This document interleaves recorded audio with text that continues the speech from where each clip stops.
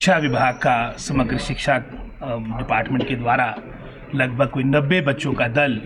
भ्रमण में अमृतसर तक जाएगा और इसमें हमारे स्पेशल नीड के बच्चे हैं और इनको वहाँ भेजा जाएगा। जिसमें ये वहाँ पर चाहे गोल्डन टेम्पल की बात हो, चाहे चंडीगढ़ सिटी की बात हो, वाघा बॉर्डर की बात हो, लगभग कोई 3-4 दिन का ये कार्यक्रम होगा और इनके साथ हमारे स्पेशल एजुकेटर्स भी साथ जाएंगे। और सोच यही है कि जो हमारे स्पेशल नीड के बच्चे उनको भी हर तरह से प्राथमिकता मिले और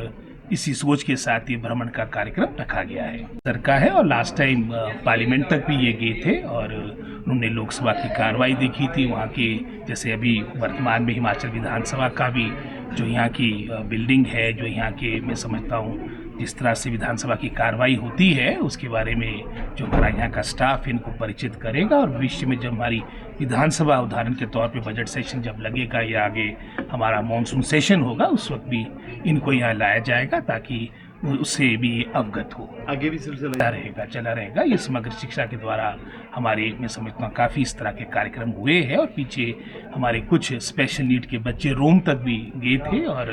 आगे भी ये कार्यक्रम चला रहेगा। क्या आपको लगता है कि मुझे लगता है कि काफ़ी स्टेट्स में इस तरह से कार्यक्रम चले हैं और इसमें हमारे को केंद्र से भी समग्र शिक्षा के द्वारा आपको फंडिंग होती है और प्रदेश सरकार की, जैसे मैंने पहले कहा, हमारी भी प्राथमिकता है कि जो हमारे ये स्पेशल नीड के बच्चे इनको हर तरह से प्राथमिकता मिले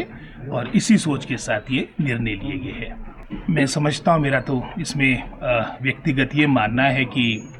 जहाँ ऑफिशियल्स की बात आती है, अफसरों की बात आती है,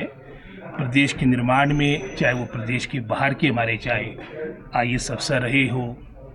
IPS अफसर रहे हो, IFS अफसर रहे हो, उनका भी एक बहुत बड़ा योगदान है। और जैसे हमारे जहाँ तक तो प्रदेश के हमारे अपने मैं समझता हूँ अफसर है, उनका तो एक तरह से नैतिक कर्तव्य भी बनता है, लेकिन बाहर के भी अफसरों का बहुमूल्य योगदान है। तो एक तरह से हम स्टेटमेंट को जनरलाइज नहीं कर सकते हैं। जहाँ तक कई इस तरह की नकारात्मक सोच की अगर बात आती है तो वो हम मात्र सिर्फ ऑल इंडिया सर्विसेज तक ना सीमित करते हो। कैसे तरह के नकारात्मक या नेगेटिव अप्रोच के लोग आपको हमारे को भी मिलेंगे जिनका संबंध प्रदेश से होगा।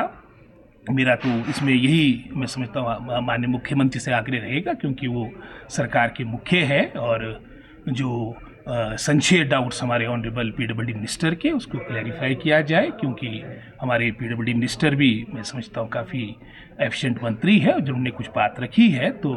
उसमें जो उनके डाउट्स है उसको माननीय मुख्यमंत्री क्लियर करे ताकि सारी स्थिति स्पष्ट हो। 19 तारीख में तो अन्य मुद्दे होंगे, ये तो मैं समझता हूँ परिवार की बात है। जैसे CM साहब इन बातों को लेकर जो इसमें है, जिस कारण से स्टेटमेंट आई है, जब इसका मैं समझता हूँ उनके स्तर पे निवारण होगा तो कैबिनेट तक तो ले जाने की बात ही नहीं है।